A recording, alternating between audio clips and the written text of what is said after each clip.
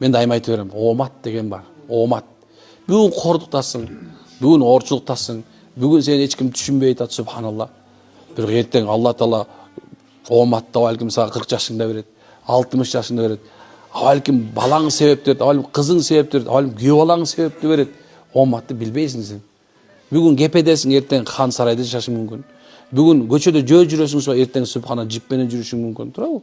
Бул омат деген ушундай ооп келет адамгачы. Бүгүн бар, ертең жок. Кыргызча айтканда баягы дөөлөт тоголок мени жалпактап коет го, туурабы? Сен билбейсиң сага дөөлөттүн качан келеринчи.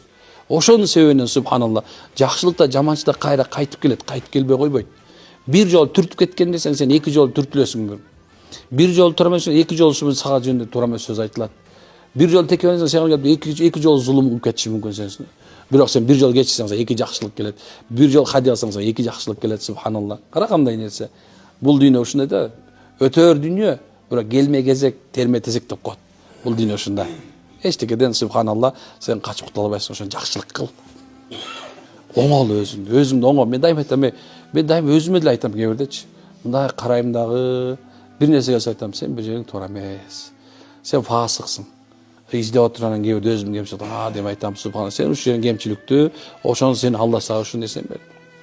Мына ошондой. Кемчиликти өзүнөн издегиле деген. Шариятыбыз ушундай да. Бизге пайгамбарыбыз Азирети Умардын оозу менен айттырып койгон. Эй дейт, силерге эсеп кысап боло электен мурда силер өзүңөрдү эсеп кысап кылып алла деген. Же туура эмес айтамбы? Кандай дейсиз?